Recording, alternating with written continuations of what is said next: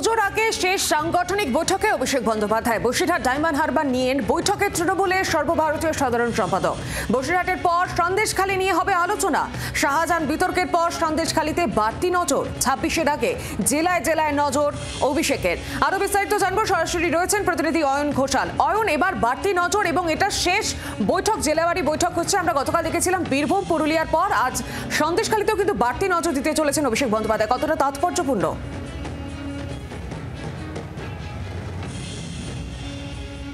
পুজোর আগে এটি শেষ বৈঠক, আবার পরবর্তী জেলাওয়ারি বৈঠক পুজোর পর। তার আগে পুজোর প্রস্তুতি, কারণ আমরা জানি যে তৃণমূল কংগ্রেসের ছোট বড় মাঝারি প্রত্যেকটি নেতা তারা নিজের এলাকাতে পুজো সংগঠিত করেন। তাদেরকে পুজোর আগে আর নতুন করে বৈঠকে ডেকে তাদের সময় নষ্ট করতে চাইছেন না দলের সর্বভারতীয় সাধারণ সম্পাদক। এর মধ্যে দুটি সাংগঠনিক জেলা, একটি বসিরহাট এবং একটি ডায়মন্ড হারবার। এর মধ্যে ডায়মন্ড হারবার নিয়ে অভিষেক বন্দ্যোপাধ্যায়ের কোনো চিন্তা নেই, কারণ তিনি নিজে ডায়মন্ড হারবারের সাংসদ। ডায়মন্ড হারবারে কোনো গোষ্ঠীকন্দল নেই।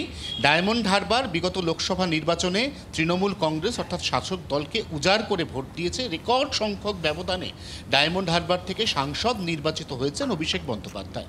চিন্তা তৃণমূলের সেটা হচ্ছে বসিরহাট সাংগঠনিক জেলাকে কেন্দ্র করে যে জেলার মধ্যে সন্দেশখালী রয়েছে, সন্দেশখালীর গোটা এপিসোডটা এই মুহূর্তে কার্যত ইতিহাস বলেই তৃণমূল কংগ্রেস মনে করছে। কিন্তু তাৎপর্যপূর্ণভাবে বিগত লোকসভা নির্বাচনে বসিরহাট লোকসভা কেন্দ্রে তৃণমূল কংগ্রেস অনায়াসে জয় পেলেও সন্দেশখালীতে বিধানসভাগতভাবে তৃণমূল কংগ্রেস পিছিয়ে ছিল, এবং তার একটা অন্যতম বড় কারণ ছিল সন্দেশখালী, রেখাপাত্র, শেখ শাহজাহান সহ আরও অনেকগুলো ফ্যাক্টর। দলেও কোথাও না কোথাও অন্তত সন্দেশখালীর সেক্টরটাকে কেন্দ্র করে একটা গোষ্ঠীকন্দল দানা বাঁধতে চলেছিল বলেও এখনও পর্যন্ত দলের কাছে খবর। এই অবস্থায় আজকে অভিষেক বন্দ্যোপাধ্যায় বৈঠকে বেশি সময়ে বসিরহাট সাংগঠনিক জেলা এবং তার মধ্যে অত্যন্ত লক্ষণীয় বেশি সময় সন্দেশখালীর জন্য দেবেন, এমনটাই রাজনৈতিক মহল মনে করছে।